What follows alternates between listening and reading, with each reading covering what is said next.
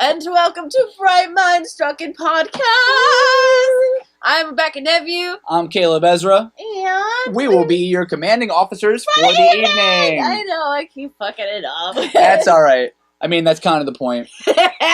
But we have a really interesting topic for you guys tonight. We're doing something, basically talking about food in modern day America, how it's changed, and the top 5 ingredients that seem to be in almost everything you eat that's actually really terrible for you. And then we're also going to go over the side effects of those and ways to avoid them or cut them out of your diet. I'm going to keep looking down because we actually have all our reference and source material written down. Every article that we pulled things from is from medical journals off of Google Scholar and things like that. And any article that we reference, we will put in the description of the episode after. So feel free to fact check us because we've already tried. And I say tried because we're not perfect and shit, and we've also been drinking. Well, we're just human beings trying to work on a works-cited page in high school. Exactly. But for tonight, we also have a drinking game, as we do every week. Our drinking game this week is based off of the different foods. So we got our trigger words, something like diet and light. Anytime we say the words diet or light, take a drink. Anytime we talk about enriched products, take another drink. And anytime you have to tell Becca to shut the fuck up. We're going to do that again this week. I just burped in my own beer. Jesus Christ, woman. This is only my second beer. I know. Oh, but it won't be the last. And by the way, Dogfish, we wanted you to sponsor us last time. What the fuck? So you didn't get back to me, and I was really hurt. So we bought Sierra Nevada. So Sierra Nevada, if you don't want to be like Dogfish, and if you want to sponsor our episode this week, we love you. Send us free beer, and we'll talk about how great your shit is, because it's delicious. We love you. I want to wear your hat. Hats, lighters. I'll take clothing, whatever. Just throw us some stuff, and we'll advertise it. Do you guys got any hoodies? Because I like those. Yeah, she's running out. I have the phone. She's got that one left. But we're also listening to an album, as we do every week. This week is Cage the Elephant's Unpeeled album. One of their newer albums. I think it's their newest one. Fantastic. Everything that's come out of this band I've enjoyed thoroughly. So we're going to be doing that. But we're going to go over the 5 ingredients that we find in most foods. And I'm going to start off with one, artificial sweeteners, such as sucralose, sweet and low. Yeah, sweet and low, which is a form of aspartame. And aspartame is the one that you really, really want to look out for. Sucralose is actually has had no negative side effects in clinical testings. But then again, it also hasn't had long-term clinical testings as some other things have. By the way, not promoting drug use, but if you are a research chemical taker, be really careful because they have not had their normal 10-year research on what it does to the human body. So make sure you keep that in mind if you are going to be doing things of the illicit kind. But marijuana. The first one I want to talk about is aspartame. It's found in diet sodas. Drink. Cheers. Cheers, son. Like diet sodas, things that are considered healthier, things that say zero sugar. That's what I fucking hate about that is because it has those labels on there, it's considered healthier. That is so fucked up. It's not actually considered healthier. It's our perception on it that's different. Because let's see, you see a vitamin water or something like that with 0 sugar, 0 calories. Automatically must be healthier for you, right? It also tastes like shit. They do. But it's because of those artificial sweeteners that they take out a lot of the calories and sugar. And aspartame is one of the leading ones. But what people don't know about aspartame is you cannot cook with it. Cannot cook with it. If you're going to bake things, use sucralose. If you are going to use an artificial sugar, I mean, I personally suggest sugar in the raw. It's unbleached. And unenriched, which is something we'll get to again later. Sugar in the raw is awesome, actually. I said enriched. Oh, fucking tits. I'm not doing this on purpose. There's literally just no way other way. I literally hope that people are drinking. I mean, that's kind of why we pick these words, is because we can't help but say them as part of our topic. So basically, we're just trying to get shit-faced. Well, I mean, bright minds think alike. But,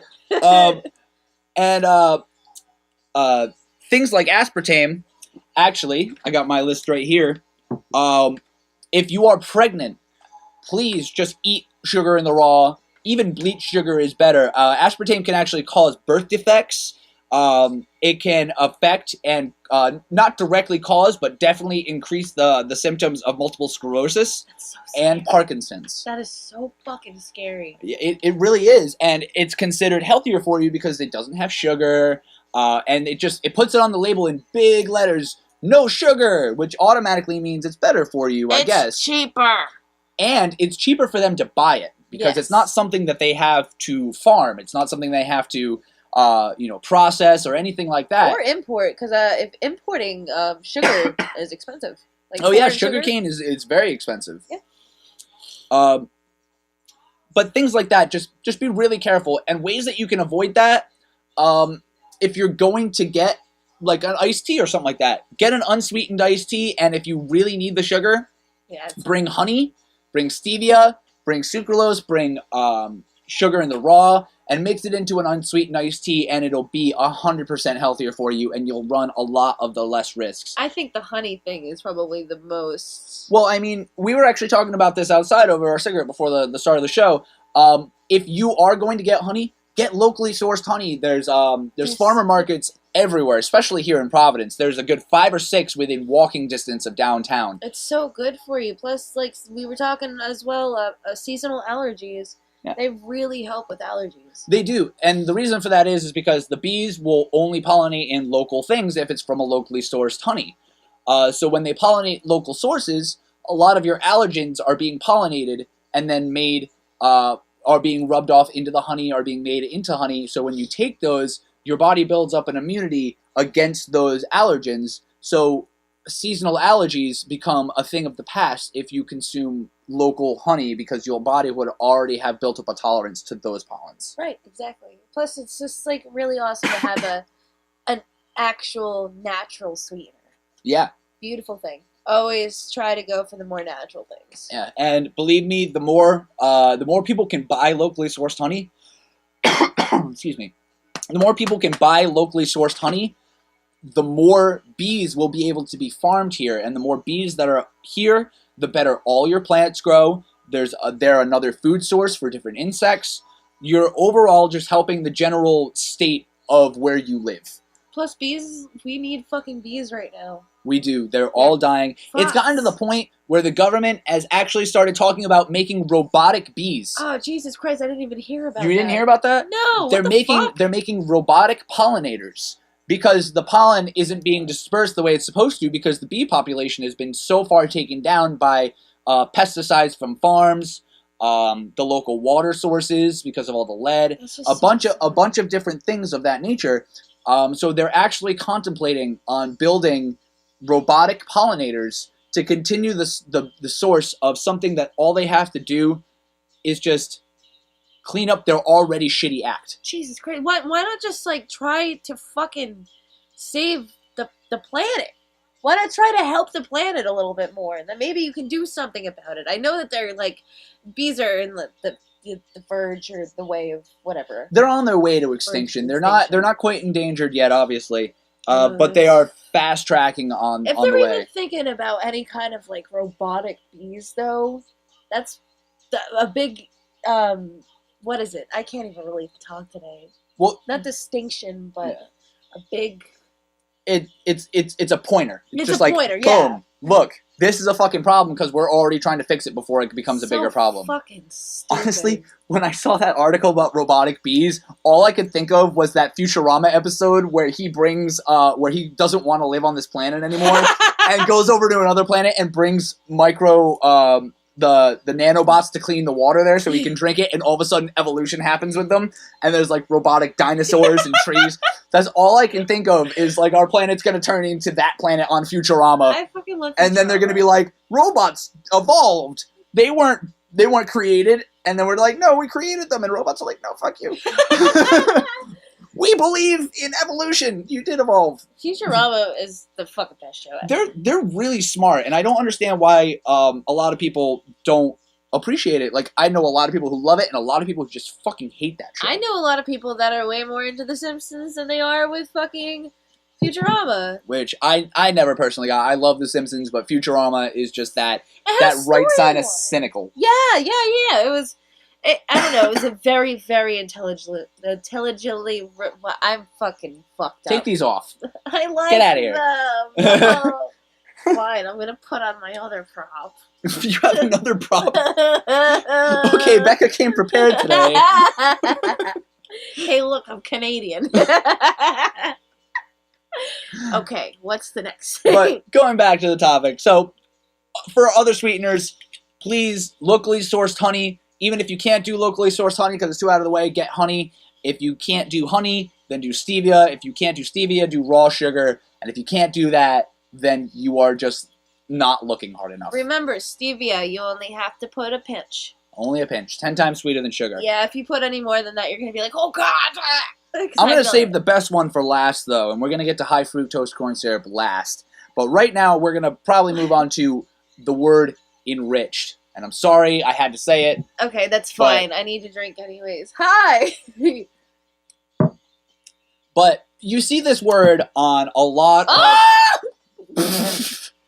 You see this word on a lot of things like rice, bread, beans. My ugly shoes. You fucked them, Becca. You goddamn fucked them. Okay, now they're all weird. Okay. My shoes suck. But this word, you see it a lot on like wheat products, breads, flours, grains, rices, beans. And let me tell you what that word actually means, because I didn't know, and I was really curious when we came up with this topic, and I was like, hey, I wonder... I know that they bleach flour to make it white a lot of the times, because flour isn't normally white. I get that. I'm not quite sure why they did that. But what I'm more concerned about is this word enrich. Like, does that mean they put other things in it to make it better for you? Drink, you motherfucker. I'm paying attention. Even though I just spilt like half my beer. Whatever, the foam makes it look full. Foam. But what the word enriched means is they actually take things out of it. They're not putting anything into it to make it better. They're actually taking things out of it. And what they're taking out of is the gran and the germ. And you can look up what that is, but it's basically what contains all of the minerals and vitamins that are naturally contained in wheat itself before you pick it. And the reason why they do that is because it gives the bread a smoother texture, and it also adds to the shelf life of it. And I was always wondering why you get those 99-cent loaves of bread from like Stop and Shop or something like that, and those things never fucking mold. No, you can have them for months and they never go bad. And I stopped buying it because I was like, that can't be healthy. Every bread that I've ever made in my oven goes bad in a week. There's no reason why this should be so good. That's the fucking thing that we were even talking about. We were talking about it upstairs while we were getting ready to do this. Is that if mold won't eat your food, then why the fuck should you? You know, they're not that mold is not that picky. It'll eat the slime off your basement walls, man. It loves that slime, dude. But it will not eat your bread. So it's fucked up. And so that's completely apart from bleached. Bread, I don't know if you guys know this, it's not normally white. No, when you see whole wheat bread, you think that's like its own type of bread, and that's why it's not white. Well, no. I mean, think about like the color of grains. That's what bread is. Amber waves of grain. Amber. They're fucking amber. It's fucking common sense. But you see white bread, and it's because it's been bleached, which will also is a part of that enrichment process to... fuck. Part of that enrichment process to remove that grain and germ, which they do when they harvest the plant, and then whatever's left of it, they bleach out. Which is why your bread is white when you buy white bread. Which is so fucking stupid because since it's taking away all the nutrients that you are going to take from that specific grain, all of the health benefits of that specific bread are completely gone. Which is why, because of shelf life, it's all about fucking money at this point. Of course. I mean, when you're making bread in one part of the country and shipping it to another, I understand having shelf life. Preservatives, not all preservatives are bad for you. And some of them are necessary. But what they're doing to the bread, and they're taking all this out, is merely for texture and extra shelf life. So even like, let's say you buy whole wheat bread. Even whole wheat bread can be enriched and can be even if it's unbleached. You said it. It is. God damn it! I told you I can't help it. You have to say it. Too. That's two. But if you can buy unbleached wheat bread, but it can still be enriched and still have that taken out for that texture. Fucking shit. All right.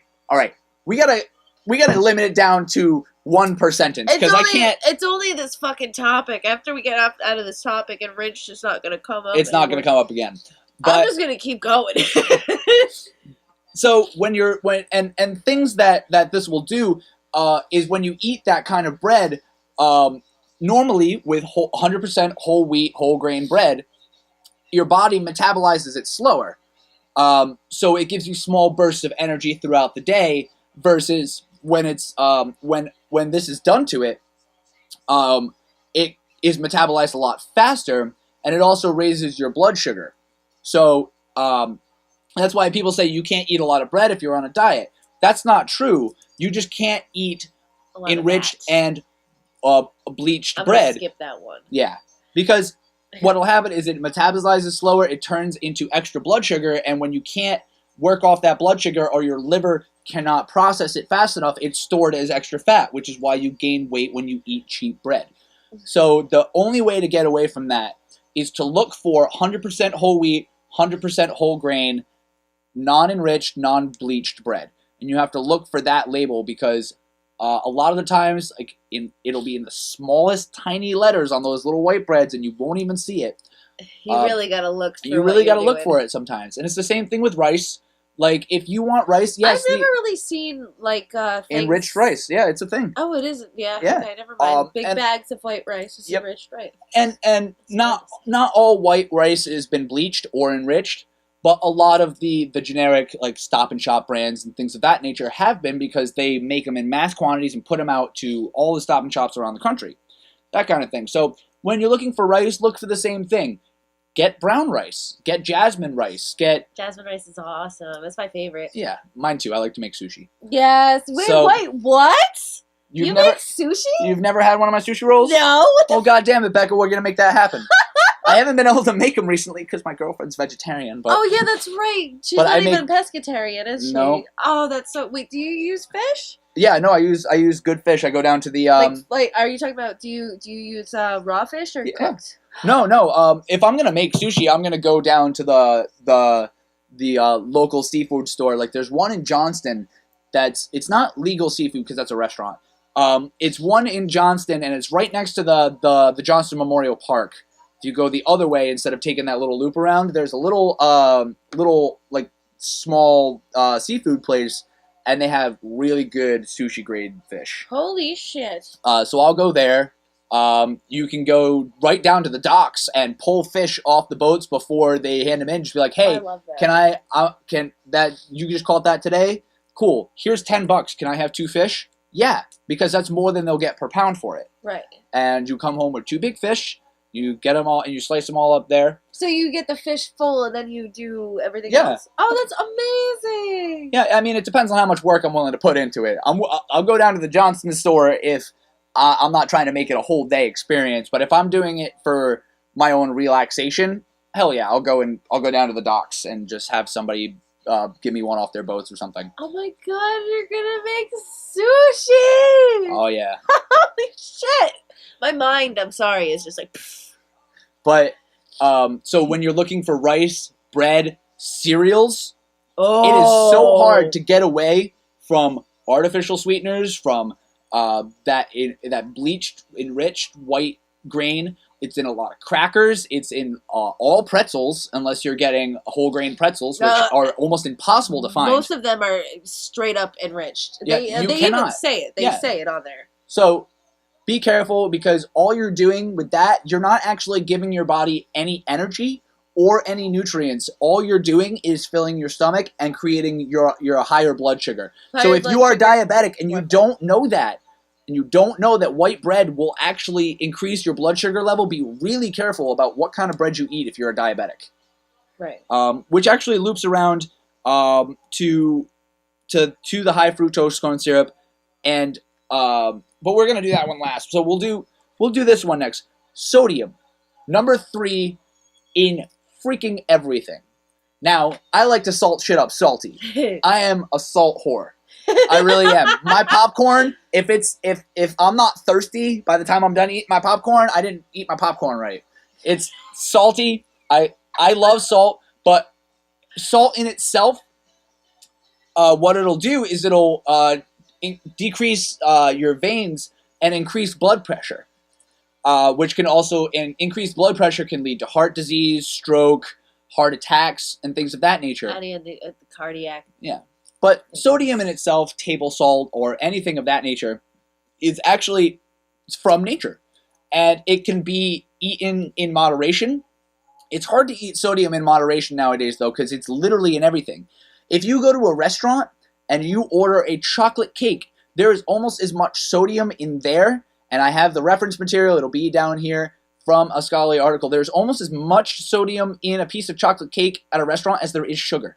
Well, if you also think about, like, what there shouldn't be, there definitely should not be, but when you think about, like, making a chocolate cake, you do need to put sodium in there, so it interacts with the sugar as well. You do, because I don't know about you, but salted chocolate turtles, delicious. So good. So fucking good. So fucking good. And I understand the need for it, but there doesn't need to be sodium in everything. An excessive amount of because sodium can be used as a preservative as well, like you salt your meats. Well, I mean, you also have to think about, like, restaurant grade desserts when it comes down to a lot of, like, not even just chain restaurants, but mostly chain restaurants have almost all of their desserts frozen. Frozen and packaged. Yeah, that's another thing. Yeah. That's and where the sodium content in anything that is frozen and packaged is ridiculously high. But there is a really, really, really easy way to counteract a large amount of sodium in the... Oh, yeah, that's right. I forgot we were talking about this earlier. It's so cool. Because there's such a large amount of sodium in literally any food that you buy at the grocery store, packaged or otherwise, there's at least a little bit of sodium in there. Just for flavor. And I know, I like to salt shit up salty. But there is a way to counteract that. And a really healthy way to do it is potassium. So interesting. Potassium actually does the exact opposite of what sodium does to your body.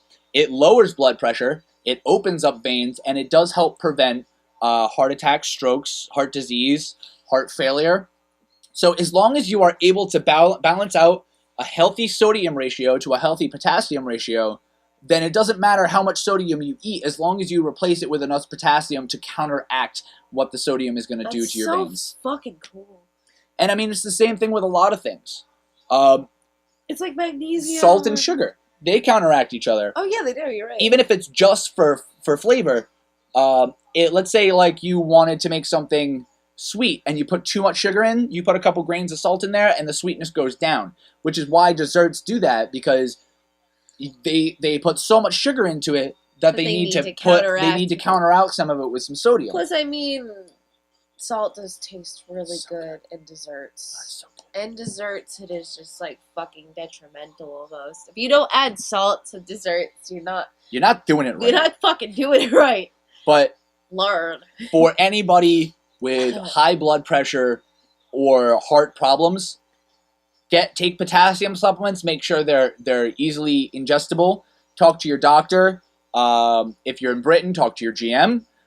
Make sure that the potassium that you're taking will actually be absorbed by your body, because a lot of the pills and stuff that you can get at CVS and everything like that, what'll happen is they'll be packed with all of the potassium, magnesium, and everything like that, but they won't be put in with the chemicals that your body needs to break them down. Yeah, that's why if you take, I forgot what it is. It's like magnesium sulfate, magnesium sulfate. But then there's another one too, not citrate. It's in a capsule and it helps you absorb if you were to take a multivitamin.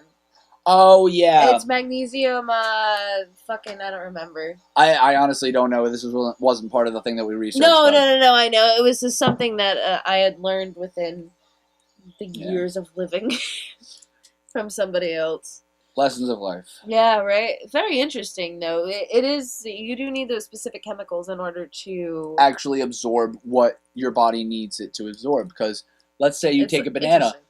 If you eat a banana, it's easier to absorb the potassium in that than it would be from taking a straight potassium pill, because the banana has the compounds in it needed to break it down within your own body and be absorbed. And then again, everybody that takes like potassium pills or like extra vitamin pills or like taking extra vitamin pills to be like, okay, I'm set for whatever, but you actually don't know what your body's doing with those pills. Exactly, and every body's different. You could be just shitting them out, you know? Exactly.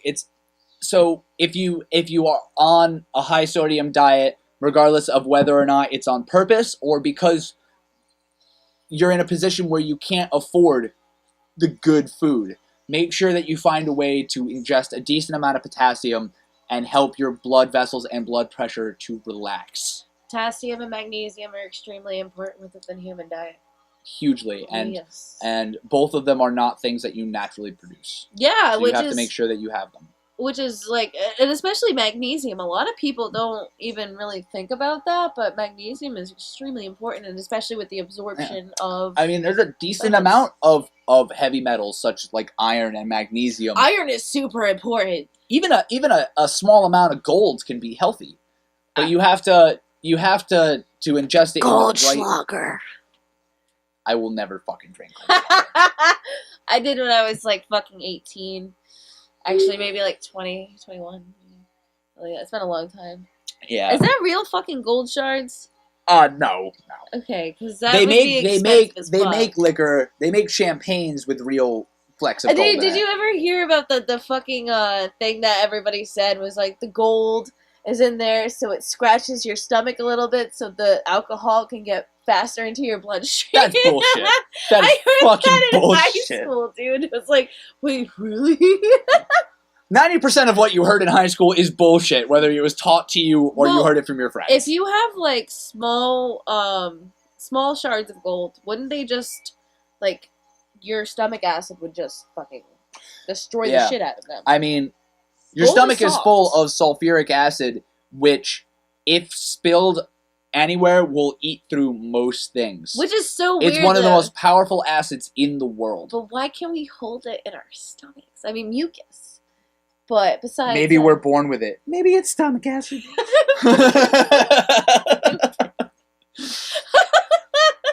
Alright, but number 4 on our list of the top 5 things that are most harmful to you in diets.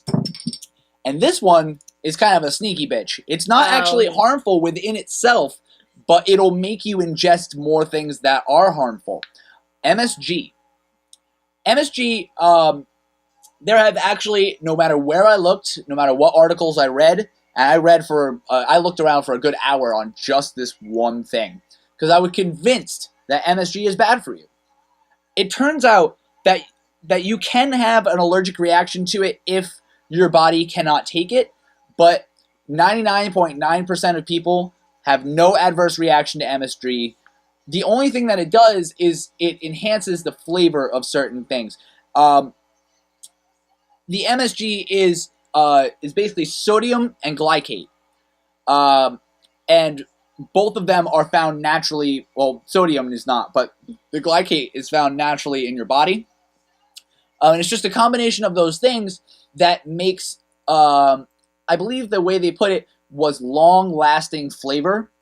So they'll put it in things like Doritos or Chinese food or things like that. So you have, you get it in a bag of Doritos. You ever wonder why you open up a bag and you literally cannot not eat the whole fucking bag? That's how I am with Sun Chips, like the cheddar Sun Chips. Oh, I just literally can't. Or Smart Food. Smart Food too. Smart Food all of them so have MSG in them. And you can't stop eating them because what it does is it's a flavor enhancer, and it does something to your tongue where even after you stop eating it, you can still taste it. And if you can still taste it, your brain is like, wow, I must need more of that. Yeah. And what it'll do is it'll make you eat a lot more of whatever you were eating in the first place. It's what makes it so that you're hungry for Chinese food an hour after you're full of Chinese food. You know, you're not actually hungry again. Your body is just like, I need more of that. You crave it. It makes you crave. That's why they say like MSG is addicting or whatever, when it's really just your body's reaction to what MSG actually does to food. Yeah. It's like when I was eating Chinese food when I was way younger, I thought I was allergic to MSG because every time I would eat Chinese food, I would throw up. Now I'm more thinking of I couldn't stop eating the food, so I threw up because I overate. And that happens. For me, before I read all this stuff and I did this, and I probably still will because I'm a shitty human being, I eat like a bag of Doritos by myself every other day. Whatever. And it would be because every time I'd go to the gas station after I got out of work at 4 a.m, I'd go down and I'd be like, okay, I need something to drink, I need some gas, I need a pack of smokes. You know what I want? Doritos. And that's what MSG will do to you, what makes Chinese food so addictive. It's what makes Doritos, smart food, a lot of foods that you just eat and you cannot stop eating. So MSG in itself is not bad for you, but it's what they put it in that is bad for you, because Doritos, huge amounts of sodium, high fructose corn syrup, artificial flavorings, artificial dyes and colors. That's why they do it. They do it. They do it so that you won't stop eating them, even though they are fucking terrible for you. You ever think that sometimes they do stuff like this for population control? You know, honestly, but we're going to do a conspiracy episode soon, so we'll get to that then. That's going to be so much fun. We're going to do this back and forth where either I am the devil's advocate or the promoter for it, vice versa for her. And we're going to go back and forth on conspiracy theories, and we're going to argue both sides between the both of us, and we'll let you decide whether or not you believe them or not. But that's another episode for another day. It's going to be great. So, MSG, fallacy, it's not bad for you. It's what they put it in that's bad for you. And the fact that it makes you eat a lot of things like Doritos, extra Chinese food, salty things, sweet things. So it's not actually bad for you. It's what it makes you eat more of that's bad for you. And what they put it in that's actually bad for you. Yep. So myth busted, because I looked for a straight fucking hour to find something wrong with MSG itself, and I could not. And every article that I found literally just said exactly what I just said. That's like fucking so interesting though, because MSG was like, especially I want to say in the early 2000s, I think was when MSG was super. Oh yeah, no, like the awareness of it blew up. Yeah, the awareness of it. Yeah. They had been doing it. They've been doing it since 1988. They've been putting MSG in certain foods. I thought it was later than that. I thought it was almost the mid 90s. 1988. Holy that was shit. the year in my reference article. That's amazing. I'm sorry, I gotta crack my hand. Oh yeah. I know, gotta do that every now and then. So, last but not least, high fructose corn syrup. And Becca literally spent so much time researching high fructose corn syrup. I researched the rest of them by the time she was done with this, so I'm going to let her fucking take over. Honestly, I didn't do that great of a fucking job. High fructose corn syrup is the fucking devil.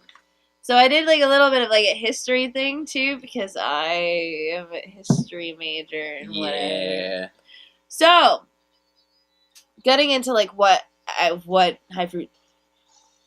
high fructose corn syrup really is. Yay, Becca! Yay! You did it! Yay, Becca! My brain's dying. It's a replacement for sugar. It's basically just like another artificial sweetener. Right, exactly. Yeah. So because the whole thing with sugar being like extremely expensive to like not even just produce, but also to import, and it was just so much cheaper for them to put it in there. And now there was also a thing that I was reading earlier on, because I was reading like different articles on it, but I found an article that was actually stating, I should say, that high fructose corn syrup is nothing different than what sugar is. But then I also have read like a few things, like for diabetics, there's some kind of thing within high fructose corn syrup that also stops or does something for the uses of insulin. It's just like a lot of fucked up things. But the major thing that comes from high fructose corn syrup is obesity and diabetes. And obesity and diabetes kind of almost go hand in hand when it comes down to shit like this. Also, cardiac problems as well, because the sugar intakes can increase your blood sugar content. It fucks up your heart. It fucks up so much within your body and your liver as well. There's something, if you have a terrible metabolism for high fructose corn syrup. Mm-hmm. I forgot what it was. It was some kind of like fatty liver disease that you can actually get from high fructose corn syrup. Because your liver is not able to process the sugar fast enough while you're putting more sugar in. It's the same thing with the enriched white bread. It's the same exact thing. Because what will happen is it metabolizes fast and your liver does not have enough time to process all the sugar going through it before you're ingesting more sugar. Right. And high fructose corn syrup, guys, fucking in everything. It is in absolutely everything. I'm probably hold up. Is it in our beer? I don't know. Is there even ingredients with the beer? Because it just says it just has a government warning. Well, government warning: high fructose corn syrup. Don't take while pregnant. And guys, high fructose corn syrup has been deemed safe by the FDA. Yeah, it did. It was like fucking safe. But so are a lot of things. It's fucked up, but I wonder, I was going to research it, but I didn't, and maybe you guys, if you want to, you can, but I think this is like a really fucking awesome topic. How many countries is high fructose corn syrup illegal in? Banned from? That's what I want to know. I'll probably look it up after this, and I'm kind of ashamed of myself for not looking it up before, but you guys can do that. I'm already drunk. So when it comes down to avoiding these things, unfortunately, high fructose corn syrup is one of those things that is super hard to avoid. Much like the enriched breads and sugars. Same thing with the artificial sweeteners, because even if it has real sweetener, they often supplement with artificial as well. Yes, they do. It is really hard to stay away from all these things. My best thing is buy less, but pay the same amount. Buy naturally. Buy natural. Go to farmers markets, buy natural honey. Buy bread that they freaking baked. First of all, it's better. Oh my god, it's so much better. So it tastes so good, but you know where it's coming from. Or if you don't have time to go to a farmer's market, if you're looking, I found that one of my favorite date nights is sitting in my kitchen with Jackie and we bake things. Like, what? Yeah, like we made brownies at her parents' house. I make banana bread at our house all the time. But when you buy the ingredients for your bread, your cookies, your anything, make sure that you're buying whole wheat, unenriched, unbleached flours, and literally everything that you make is better for you than eating a slice of white bread. But it tastes so much better. And if you make it yourself, you also have that a little pride. It's like, I fucking made this shit. I'm gonna eat it. Dude, every time I make banana bread, that's what I eat for breakfast. I eat like 2 slices of that with some good butter. Banana bread and cream cheese. Oh, I do cream cheese with banana bread. I don't know what it is. I love cream cheese, though. Yeah, well, it's because it's fucking delicious. It is fucking delicious. I love cheese, man. Oh, I wanted to get into a short thing, though. Yeah. I have my little notes out. Yeah. See, guys, we care about what we're saying to the point where we did about 2 hours of research before we started this show on this topic. And we're going to do a different topic tonight, but we didn't have enough time to thoroughly research it. That one's going to be a really fun one, but don't say what it is. All right, I'm not going to say what it is, but we are going to have a special guest for that episode, a very knowledgeable person on that subject, and then we're also going to do our own research. Yes, and also that's going to be another live performance, most likely. But no, I want to be on that one. No, fuck that. That's going to be that was my topic. All right, I got to be on that one. I just kidding. Okay. But what do you got on that sheet of paper? Right, so basically, it was marketed in the 1970s, high fructose corn syrup again, by the Clinton Corn Processing Company. and it was discovered as an enzyme in 1965 by the Japanese Agency of Industrial Science and Technology. But I was reading something because I'm like super into Supreme Court cases. I love Supreme Court cases. They were like one of my favorite things when it came down to like not just history, but like current events. Current events was awesome. Or civics. Yep. Definitely awesome in the Supreme Court. They don't even call it civics anymore, Becker. We're that old. Wait, what do they call it? I don't know, but I asked somebody if they enjoyed their civics class in high school. I think it was one of my cousins, and they're like, "What's civics?" Oh my god! Oh my god, that's so sad! In high school, they didn't know what civics was. But, I was reading the Supreme Court case, and I was like, oh, fuck, I wonder if it's about high fructose corn syrup. It just ended up being about this, like, one employee that ended up dying in a fucking explosion that was transporting high fructose corn syrup onto, like, going to, like, the railroad station or whatever to be transported for distribution. But he ended up dying in, like, the whole explosion thing. I don't know. It was fucked up, but I was like, oh, man, I wonder if it's about high fructose corn syrup. Hoping that maybe it'd have something cool. Literally, for half this stuff, if you notice, like, 2 out of the things on our list were not even bad for you. They are considered one of the unhealthy things in food. But, like, sodium and MSG, MSG, literally, there's nothing wrong with it unless you have some sort of allergic reaction, which most people don't. And sodium, which is easily counterbalanced by potassium. And believe me, we dug on those subjects to try and find why it was bad for you, and we couldn't find a single thing. Well, with MSG, I forgot what the percentage was, but it was a very low percentage of people that were actually allergic to it. And doctors aren't even convinced that they're actually allergic to it. Yeah, I know. I was researching that too, and I read 5 medical journal articles, and they all said, except for one, that the fact that anyone was allergic to MSG is preposterous. I wouldn't say they're preposterous, but there is a very, very low percentage of...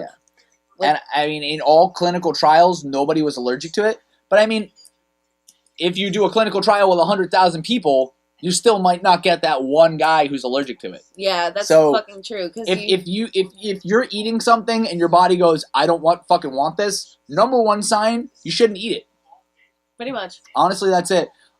I don't really watch what I eat. I don't really exercise or anything like that. The only thing that I run off of is, man, I feel like a fucking avocado right now. So I eat an avocado and I feel better. Wow, I really feel like I need to drink some orange juice and I don't know why, and I'll drink it. Just listen to your body, because usually it's trying to tell you what you want based off what you had. It's honestly like how pregnancy goes as well, because cravings. When you're craving, it's not just craving weird stuff, it's craving things that your body needs plus weird stuff. And by the way, guys, I've said this once and I'll say it one more time. If your wife, girlfriend, whoever's pregnant goes, oh my god, I need pickles and ice cream right now, and you bitch all the way to go get it and bring it back, you're a fucking asshole. She's got your kid inside of her. You're a fucking asshole. Stupid. Because I don't think if my ankles swole up, I had to go to the bathroom every 10 minutes, and I had to quit work for the last 2 months, whether or not I would just punch the thing out of me. So, just do it. Don't be dicks. It's really not that fun for us. I mean, I don't know. I haven't been pregnant and I'm not really planning on it, but from what I know, it's not that fun. And if we want fucking ice cream, you go get us goddamn ice cream. We can't do it. I'm just surprised our parents don't all hate us. Look what you did to my tits. Fuck you. My tits hang down to my knees now. God damn it. It's something that my mom would say. I mean, you asked your mom if you were born into a mudslide. And then she asked me if I was a true redhead. And I said yes. Aww, clown pussy. Nobody knows. You didn't hear it from me. Didn't hear shit. It's not being broadcast or anything. No, definitely not. But the YouTubes. I think that we have covered pretty much everything. If you have any other questions for us, please let me know. But it is my favorite section in the world. We got a new one. Question time. This is my favorite section. Pretty much we take all of the questions that you guys leave in the comments or send to us in email, Facebook, or whatever, and we write them down and we stick them in our new golden poop mug. I love it. Thank you, Circle Jam Productions. We have sponsors. We do, actually. Even if it's not Dogfish or Sierra Nevada. We will get there one day. One day. Evan Williams. Evan Williams, you should fucking sponsor us because I drink probably about a handle of your whiskey a week. And when we hang out, and when I actually hang out at his house, we drink partake. Evan Williams. Yeah, we drink Evan. You know, if I had more money, I probably wouldn't, but I still love you guys because you're cheap and you're the best cheap whiskey around. Yeah, it's actually really good. So, we're going to pull out some questions. We're going to answer them. And we're going to see what we got here because we got a decent amount of questions in here, so I'm going to dig around. Dig around in the golden shit. The dookie mug. All right, first question. Do you have a word that makes you cringe every time you hear it? Ooh, okay. I have to think about this one, so you go first with this.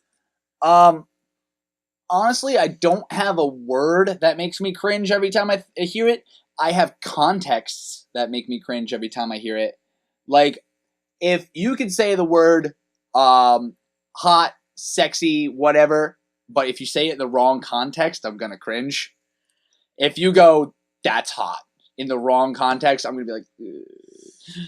And what I mean by the wrong context is, like, I'll be at the grocery store, and literally this has happened to me only once in my life. I was at the grocery store, and there was this old gentleman walking down the aisle, and then all of a sudden, he started to leak out of his leg. On the bottom of his pants, shit had come out and started leaking down the aisle. And he had shit himself, and it was clearly diarrhea. And I turned to the person next to me, I'm like, do you see that? And they go, that's hot. And I cringed. That was it. I was just like, oh God, no, it's not. Stop. Make it stop. Oh my God. So it's not certain words, because like most people will have that word moist that makes them cringe. That doesn't make me cringe. Honestly, the English language is so weird to begin with. There's really no word that's going to make me cringe or make me uncomfortable. It's the context in which you say certain words. One word that kind of makes me cringe is the word mad. And I don't mean like I'm mad, but mad dope, son. That shit makes me cringe. It's just funny. It's not mad cool. It's not mad dope, yo. It's just not, okay? It's either cool or it's dope or something. Like, if somebody's just like, yo, that is mad cool. I'm just like, it's like, dude, no, that's completely contradictory. I'm angry cool. I'm super mad about this awesome thing. But it's so cool. I say stuff like that all the time. Oh no, there is one word that makes me cringe. What? The word yoked.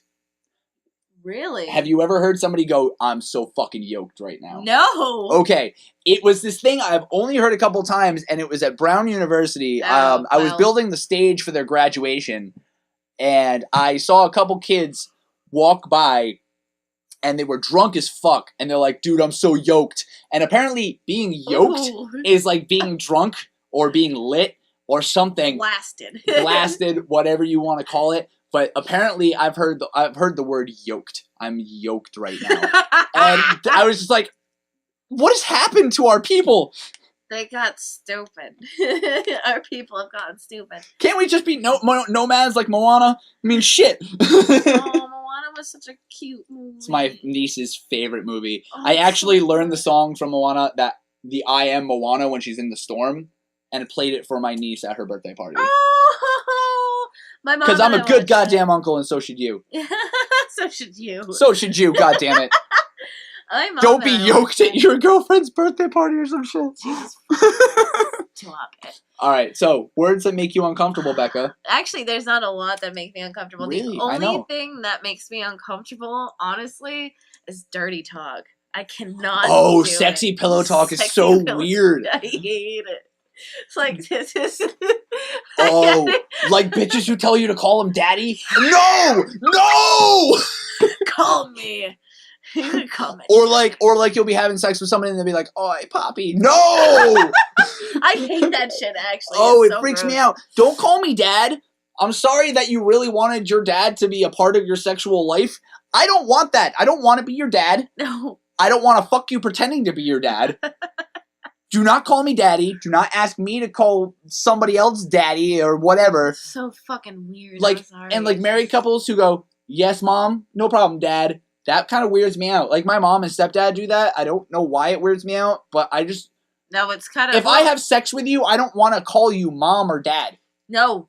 Oh, ew. Yeah, right? Ah! It's weird. It's like, do you want to fuck your parents, really? The only time that it's acceptable, I guess, is when your kids are very little and they're still trying to figure out the meanings of the word mom and dad. Well, I think if you call yourself mom and dad when your kid is a baby and you're trying to teach them, I'm mom and he's dad, that's a different story. But when they're like teenagers and you're like, yes, mom, no problem, dad. Yeah, I probably stopped doing that, but I kind of understand, like, maybe that type of, I don't get the daddy thing. That's well, no, well, I'm not talking about that. Like, when it comes down to, like, parents or whatever calling each other mom and dad because of those things, Yeah. Sometimes they just, like... You get into a habit and you do it. But... Well, they decide to kid around with each other because they're, like, best friends and shit, and they're just like, hey, okay, mom, all right, dad. It's like, all right. That's different, but, like, my mom and stepdad will literally call themselves mom and dad in any situation. Oh, that's weird. I'm sorry, that's kind of weird. It is, and I love them. I love them both, and I never let them see it that it bothers me because I know that they started it when we were babies so that we would know, but now it's just it's kind of creepy. I will probably never be single again, but if I ever was single again and you meet me on the street and we have sex, don't fucking call me daddy. I will slap you. I don't care if you like it. I'll slap you and leave. Oh, there was actually one time when I was fucking coming off the bus or whatever and walking to my house, and this fucking dude just kept following me. He was like, hey! And I was like, okay, whatever, I don't really give that much of a shit, so I just, like, ignored him, and I walked past, and I was walking to my house, and he was like, alright, mommy, you hot, mommy, and I was like, you shut the fuck up! Just stop talking! It's because you're a real person, Becca. Yeah, I fucking hate it! Oh, yeah, no. Give me one of those! Jackie has such a problem with that, like, the reason why we even started living together is because she got mugged walking to class. I still can't believe on my street that I was walking on to go to my fucking house. The same fucking street. And that's how we started living together, and it just kind of worked out. But I moved her in with me so that I could drive her back and forth to class so that she wouldn't have that problem anymore in a bad area because we're both broke. I just happen to live in probably about a 1% better neighborhood than she did. Yeah. Wasn't that much better. No, but it was still, like, a lot better than fucking where this is right now. This area is not exactly that great. We locked ourselves in the basement, guys. Yeah, we're in the fucking basement. Welcome to my basement. There's guns going off upstairs, and we don't care why. There's a fire going across the street, because that's what happens. Yeah, if you remember the last episode I was on, the house across the street just burned to the fucking ground. Yeah, no, it's really shitty looking. Oh, it's gone now. Yeah, it's really fucked up. Like the whole inside is just done, toasted. All right, so we both decided that we hate yoked and daddy and dirty pillow talk. I can't do dirty pillow. Dude, I never understood the phone sex lines. Nope. How does that help anybody? Honestly, good for the girls that are doing it though. Right, they make it bank. They make bank. I knew somebody that wanted to do that, and I was like, fucking go for it. And then she was like, do you want to be a part of it? And I was like, nope. I was actually like, kind of. Do I make you want to poop? That's all I'd hear from the line. Like, if I called you up for a fucking dirty talk, you'd be like, does that make you poop, hon? Hey, sweetheart, does that make you want to poop? Makes me randy, baby. Suck it back in. Makes me randy, baby. You can do that in the woods, but you can't do that on my chest. If a human poops in the woods, does it make a noise? I don't think anybody gives a shit. But bumped. Okay, this is a good question. I don't remember who this one is from. But if you did ask this question, please leave a comment so that we can praise you. I really like this question. If you could remove one object or idea from the world to make it a better place, what would it be? Ooh. Okay. Can we just remove Donald Trump? That would make the world a better place. I'm sorry for any Trump supporters. I don't mean to be mean about it, but I think it's just not a good idea. I got a story for you about him. My girlfriend's sister works at Lush. She's a manager at one of the stores.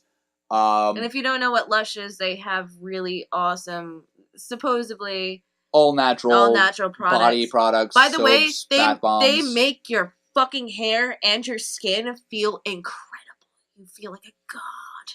Yes. But the owner of Lush lives in the UK. And when they release new lines, it's the manager's job to go and look at the lines, read the descriptions, and then go over it with the staff in a meeting before they put it on the shelves to sell it so that everybody knows what it is. This release had 2 Trump-mocking products. Nice. One was a butt cream. Butt cream! That was orange. And I forget what they called it, but the description of it was the Trump rump. if you have like hemorrhoids or something like that, put this stuff on it because God knows they're probably huge. They're gonna be huge. They're gonna be huge. And then the other product was called Huge, spelled YUGO. Was called Huge, and it was a hair volumizing shampoo. And they're like, when you put this in your hair, people are gonna be like, dude, your hair is huge. It's huge. It's the biggest hair I've ever seen in my life. And in the descriptions, it literally has not poking fun at a certain orange-haired individual. Oh. In the descriptions of these products. Oh my god. So the fact that I obviously don't agree with a lot of his policies, if not all of them, but I more care about the fact that he is just a national embarrassment and every other country sees us differently because he is in office. Has anybody... we elected him, so yeah. Have you ever seen any of the fucking cartoons that other countries have made about us and they're him? so bad. They're fucked up. We are a laughing stock of the world. Yeah. We are a laughing stock of the world. Oh, it's so good. Well, Justin Trudeau, please accept me as a Canadian citizen. Seriously. I have Canadian blood in me. Does that count? I am 75% Canadian. So my grandparents moved down from Montreal before they moved to North Attleboro, Massachusetts. Nice. That's fucking amazing. But let's see, if I was going to remove anything from the world, any idea or thing from the world, I think it would be the idea of salvation and afterlife. I like that. You can believe whatever you want, and we talked about this last time when it was your thoughts on religion in this question period. Where it was, and I said, whatever makes you sleep at night, because whatever makes you happy and whatever makes you a better person, good on you. I'm happy for you. Whatever gives you faith as well. I mean, if you really, a lot of people need there should be no, there should be no salvation or special afterlife for certain sects of people. You know, if the idea that we weren't going to live past this one life, if the idea of afterlife didn't exist, then a lot of religions would have no power over people. Right. The only thing that gives religions power, really, is the fear of you going to hell.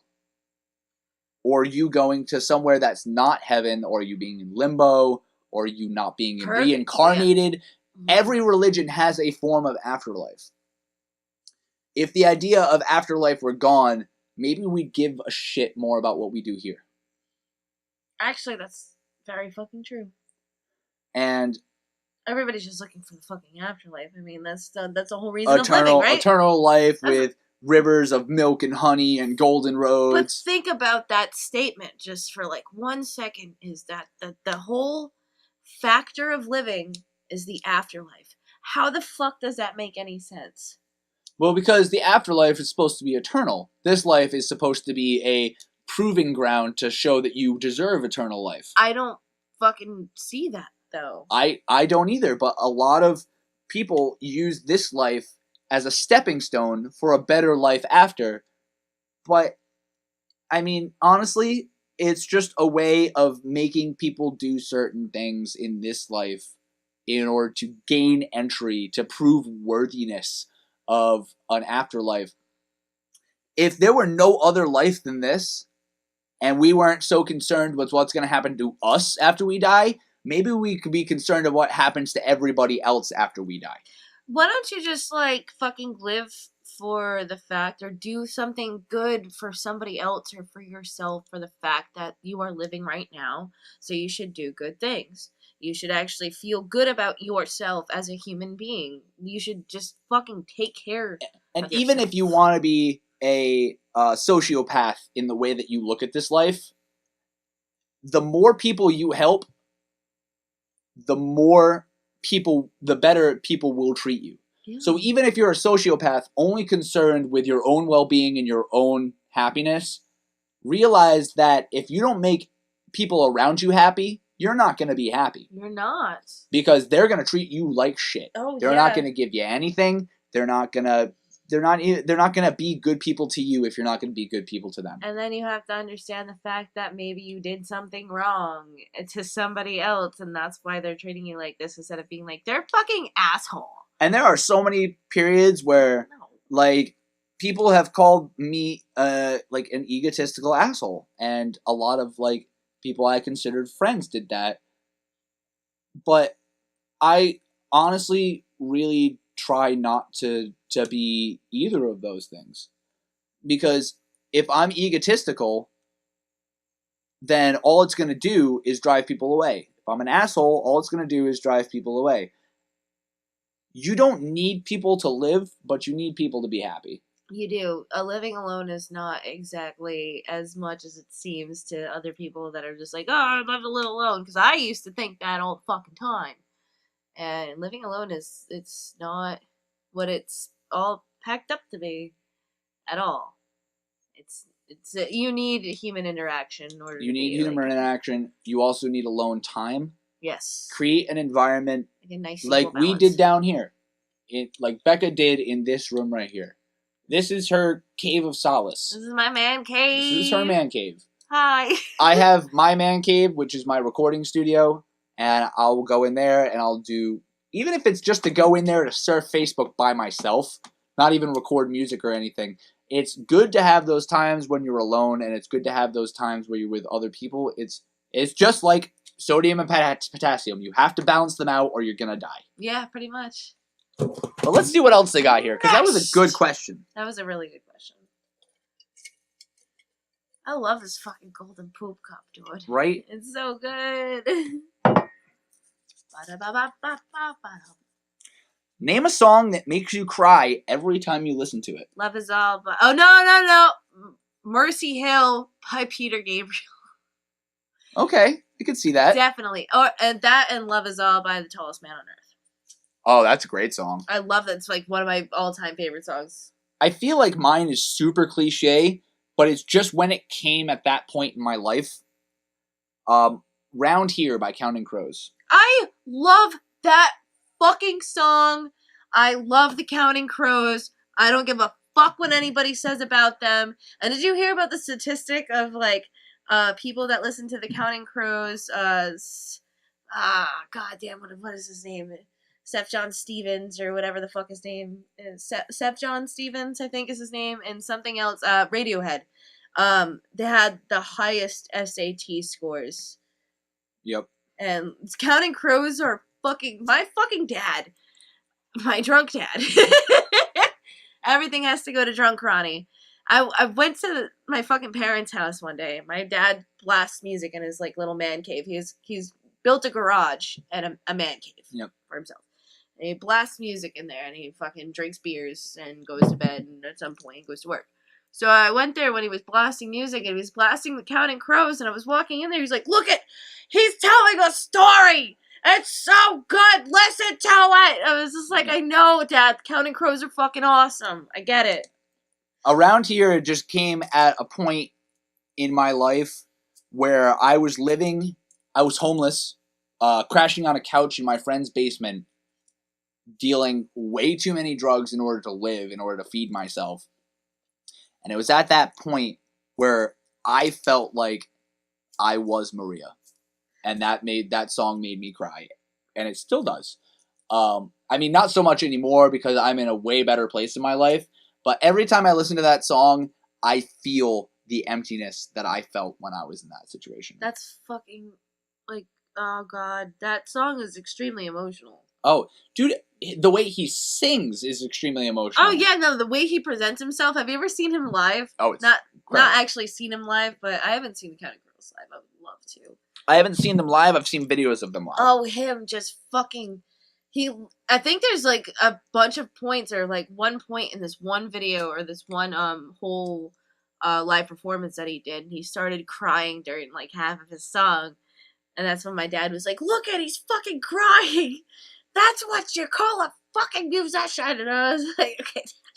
In all seriousness, though... If you can cry to your own song, that's pretty hard. That's pretty hardcore. I mean, I've never been able to cry to one of my own songs. I've gotten depressed after a set. Me too. Because of the songs that I chose to play that night. Oh, me too. Like, if I go up on stage and I am sad or anything, the songs and the way I present those songs are 100% different than Tequila Caleb in a good mood. You know Tequila Caleb? My God, he texted me last night. I wasn't even, like, I was gonna go out, but I was like, whatever. So I was hanging out with my band, and then he was like, hey, he called me. And I didn't answer it because I was, like, fucking somewhere else. And then I tried to call him back and he didn't answer. So I texted him. I was like, yo, where are you? And he was like, oh, come here. I'm Tequila Caleb. And I was like, I gotta go, guys. By the way, if you're ever hanging out with me, if you want me to be in literally the best mood, jumping around, dancing retardedly, and making stupid, cynical jokes, Tequila Caleb. It's so funny. You know how, like, when you're watching somebody who's drunk and you're just like, God, they are so funny right now. No, he's I like so them good. so much better when they're like this. That's me. Dude, do you hate when people fucking, whenever they ask to hang out, they're like, yeah, let's just go drinking. And it's just like, but maybe I just want to, like, hang out without going drinking. Oh, you know, that happens all the time. I hate And I mean, it used to happen all the time with one of my old friends. Like, literally every time we'd hang out, all she'd want to do was drink. Yeah.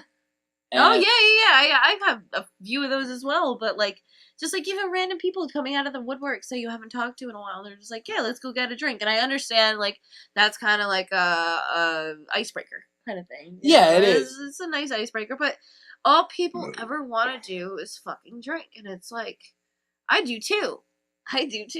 For fucking sure. But sometimes I enjoy it. I mean, we called our podcast Bright Minds Drunken Podcast because we're going to sit here and get drunk and talk about stupid shit. Hey, we're doing it.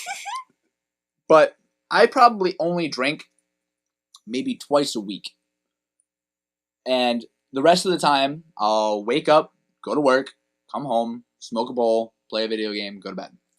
That's a smart idea. And a lot of the times when people want to hang out, I'll have like a 12-pack in the fridge, but like 6 people will be coming over. We'll have a beer, and we'll sit there and we'll get talking, and we'll forget that we had beer. Yeah. And I'd much prefer it that way. Use it as an icebreaker. Have 1 or 2, but don't feel like you need to get shit-faced in order to communicate with people, because that is a severe slide into somewhere you don't want to be. Social anxiety up the ass plus alcoholism. I've been there, done it, am doing it now. Not right now, but, you know. Let's see here. I got 2 questions in my hand because my hand is too big to pick up a small question. Let's do this one. Okay. Is this the last one? Yeah, I think this should be the last question. Okay. What's the most disgusting thing you've ever seen in person? Ooh, Jesus. Okay. That one's hard. That one's really hard. Because there's a few disgusting things that I have seen, but more so that I have done. But that's besides the point. Oh, Like butt sex? No, Like that's not even the most Yeah, disgusting. you and your goddamn butt sex, Becca. I don't have a lot of butt sex. Penis and butthole hurts. Finger and butthole, not so much. Anyways, hey, we all do it sometimes. I have a story. It might not be the most disgusting thing that I've ever seen in my life, but it's still pretty fucking gross. So in the wintertime, when I was working over at Stop and Shop, I worked at in the gas station mostly by myself. Yeah, for the most part. And the pipes broke, so we didn't have a bathroom at all. So this one time, I had to poop because I have terrible, like, slightly. I have IBS, so it's something like that. She's pooped twice since I've been here. Yeah, no, and it's only been like a few hours. You did like 3 hours, yeah. Yeah, this is what happens. Anyway, so I had to poop. So I took 2 Stop and Shop bags. Wait, it gets better. Alright. And so I put it in the, like, it's kind of in the toilet, but not really a squat. And I took a poop in the Stop and Shop bags. I threw it. Where did you throw it? I thought I threw it in the dumpster, but then we had same day. Actually, no, I think it was the day after. Wait a minute. There was like a bad windstorm. Oh, Jesus. And I just saw this bag rolling onto the platform. And I was like, oh my god, I think that's my poop.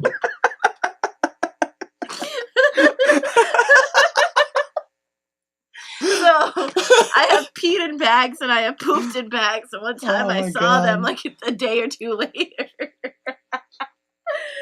So, I mean, it's not the grossest thing I've ever seen in my life, but it's pretty fucking... It happened. Right, I think the grossest thing I've ever seen in my life, back before Jerky's and everything was even in that building, when it was Club Hell and one other club in there. I think it was Babyhead. Was it Babyhead? No, Babyhead was before Hell, I think. I'm not honestly sure. I don't really remember. I was just working with a plumber at that point. And what happened is the upstairs bathroom where Alchemy is now, where Jerky's used to be, they had really terrible plumbing before we went in and fixed it all. And what happened is the seal for the upstairs toilet didn't connect to the pipe that led down into the sewage area. So it backed up one day. And literally, we had to go in to a lake of shit and fix this. It's like shit. We gotta grab our shit. We didn't have a paddle, we had waiters. So, and so there was a good pile of shit, and it had all been in this back area for a long time. Like, nobody had... Oh my god, that's so gross. Like, have you ever watched Shameless? Yes, I have. You know when Fiona has to get into that fucking hazmat suit and wade through shit and clean all that? Yeah. It was literally just like that. Oh my god, that's so fucking gross. And cleaning up that area was fucking horrendous. And luckily enough, the pipes have been great since then. But like back then, it was me and Greg, and we just were so fucking done. It's a lot of poop. And like it was in that ego area in the basement where right before it went into the basement and connected to the thing, it was in one of Ego's back rooms. Oh my god. It was before it was Ego. Ego has had no problems. Either had Jerky's or Alchemy or any of the other things that were in that room. It was all fixed way before any of those clubs even existed, but so fucking gross. That's so funny. Nasty, dude. This is so gross. Fucking nasty. It's always poop stories. It's like the grossest thing that anybody's ever seen is poop. Well, I mean, I didn't want to tell my other one because it was like horrific. It wasn't one of those things that you want to share. Oh, now you go. Okay. All right, you fine. don't. Yes. I witnessed a car accident. I was driving behind him, and then I saw this car collide head on with another car, and they both flipped. Like they hit like this, and both went into each other like this, and then flipped on the ground. I have never seen a human pancake again, and I never want to see it again. Oh! Literally. Okay, all set. Like, the cars hit each other, and their hoods went up, and the car's ceilings collided and flattened and came back down, and both of them were from the waist up flat. Their legs were fine and still sitting in the driver's seat, but from the waist up was completely flat. And there was just blood everywhere. Like, popped like a gusher all over the windows. It was disgusting. So that was probably the most disgusting. I thought the poop one would be funnier. Sorry, guys. Oh, God. Yeah, it was horrendous. Holy shit. Okay. All right, one more question. I can't end on that note. Okay. I can't end I'm on sorry. that note. I had to know. I have to know things like that. You can't It's just be okay. like, I get it. All right, I threw some of the old questions that I can hear, so I'm going to make sure. okay. Oh, cool. It wasn't one that we answered. All right. Biggest unreasonable pet peeves. And what I mean by unreasonable pet peeves is something that you have no reason to get upset about. What is your biggest unreasonable pet peeve? Okay. I might need a little bit for this one. All right, let me think too. I think my biggest unreasonable pet peeve is probably people who go the speed limit. Oh my god. It's like, come on, what the fuck? I'm not a speeder. I have literally not gotten a speeding ticket in 5 years. But if you cannot manage to go at least the speed limit, I am fucking annoyed. I live out in the boonies, and we have one road, really, that leads to where I need to go. From my house to where we need to go.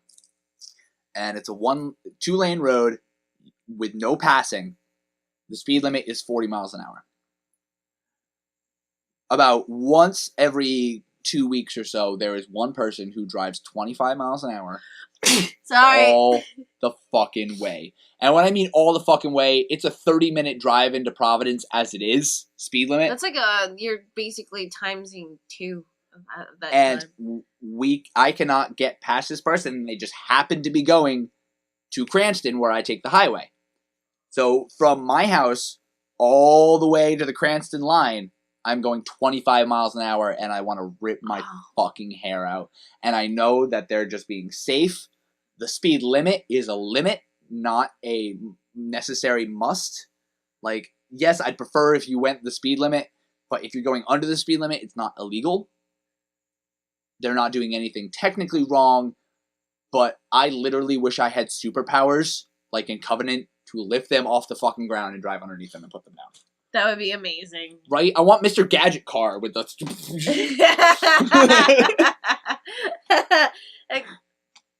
Oh, Inspector Gadget. What a man. What a machine. What a machine. What a man, too. Man machine. I think... Oh. It's Drunken Podcast, and I haven't done this yet. What? Oh!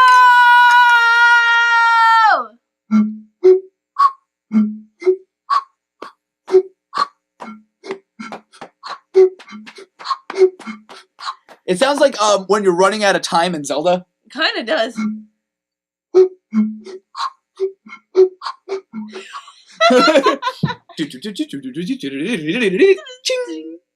And that ching when the gate closes and you didn't make it. And it's like, what the fuck?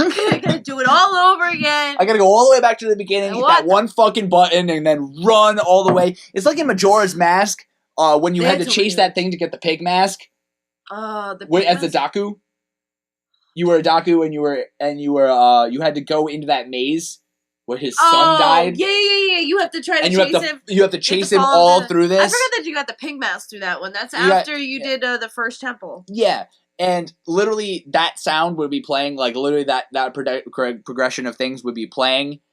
If you didn't make it to the door in time, it was just like, yeah, I know, and then the door shuts, fuck! and then it's like, and everything closes, and then you go back. And the first time I played that game, I was like 13 too, and I was like, fuck! And my mom would run in, she'd be like, what, honey? Nothing. I thought I just heard somebody swear. Oh, it's just the TV, Mom. I promise. It's fine. Mr. Golden Child over here. Look at that shit. Hey, I was the youngest. I had to be the perfect little baby. I was the youngest, but I was also my dad's only, so it was great. Yeah, and I mean my family is so fucking talented that, like, if I felt like if I wasn't the perfect child, that I was never going to be as good as my family. Like, my fucking sister was reading the encyclopedia to my dad so my dad could fall asleep at 5 years old. Are you fucking serious? 5 years old. She's technically a genius. And, I mean, I guess technically I am too, but only in America, not in Europe. Yes. So I'm a genius in American standards, but I'm not in European standards. European standards are a lot harder. They're more intelligent. I think it's like a 16-point difference or something like that. But like, my brother was a crazy martial artist gymnast. He teaches gymnasts. I did it again. For like local Olympics. Like, he teaches at OSSG in Lincoln, which is the biggest gymnastics school in Rhode Island. OSSG, really? Yeah, he taught there for a long time. He was an amazing piano player, crazy martial artist. My second oldest sister, who's the one right above me, went to school for microbiology and ended up just saying fuck it and joined the circus. What? And now teaches lyra and silks at a school for circus. What the fuck? Yeah, my family is ridiculous. That's amazing. They're ridiculous. So that's pretty cool too. Yeah. Oh, but what was it? The fucking pet peeves. Yeah. I think mine unreasonable pet peeves, Becca. I think mine is when people talk too much. And then I can't think because I need time to think. Yeah. And if I don't have that time, I get fucking mad. Oh, not yeah. even mad, just like, shut the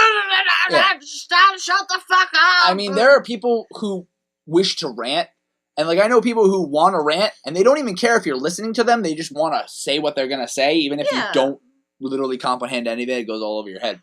I'm cool with that, but I mean, like, if they're trying to even have a conversation with you and they don't get the social cues if you're just like, yeah, okay, yeah. I'm gonna go inside, pretty much, and you start, like, that annoys the shit out of me, too, when I'm backing away from a conversation slowly, and they still they follow you. I know, that fucking pisses me off. I usually, like, wait until somebody else is talking to them, and then I fucking book it. Oh, yeah. No, that's the only way, but, like, if you're stuck in a conversation you don't want to be a part of, and you're just like, yeah, no, that's totally cool, man, and you're walking away, or like you hold the door open to go inside, and they won't let you go in the door, and you're like literally holding the door, and they're sitting there talking to you, and you're like, yeah, man, actually, I really have to go do it, and nothing, and they just keep talking at you to the point where you're just like, hold on, I have to pee, and you just run inside. Nope, I always say poop. I always say, I gotta go poop, and that's it. Literally, that's the reason why truth. Circle Jam sent us this mug, is her infatuation with shit. No, it's not even an infatuation. Okay, so it started with an infatuation of shit. I used to make... That's a good way to start. What do they call it when you're sexually attracted to poop? I know that's a thing. It's a fetish. I know it's a fetish. I forget what it's called. I don't even fucking know. I'm gonna look it up, though, because I want to know. I don't have that. I used to make poop jokes all the time when I started music, and that was my thing. Like, I was just the poop person. Yeah. So when my parents went to go see me play, when I started playing, they're like, "Oh, you're making a fucking poop joke again." Well, now I got IBS. It's not really a fucking joke anymore. It's not funny anymore. It's just always around. Definitely not an infatuation. It's more of it's always around. I mean, you can't even shit at work without it coming back to haunt you. You know, I even like told almost everybody that I work with too. I was like, I have IBS, and I'm like, I'll go up to them, but it's like we'll be mid conversation, I'll be like, I gotta poop, and like leave. And they're like, all right. Everybody usually stops talking when you're just like, yeah, hold on, man, I got shit. Yeah, they're like, all right. Oh, yeah, no, please go. Don't do that here. It's an important thing. It's better than our conversation. It's fine. All right, I think that's it for this episode. Drunken Minds Drunken Poop Cast. Drunken Poop. It's a Drunken Poop Cast. It's always gonna be when I'm around. All right, thank you so much for staying tuned and listening in, and hopefully you laughed and drank a lot, because I know that I'm good. But I am Kayla Ezra. I'm Rebecca Nephew. And we were your commanding officers for the evening. Have a good night. Bye.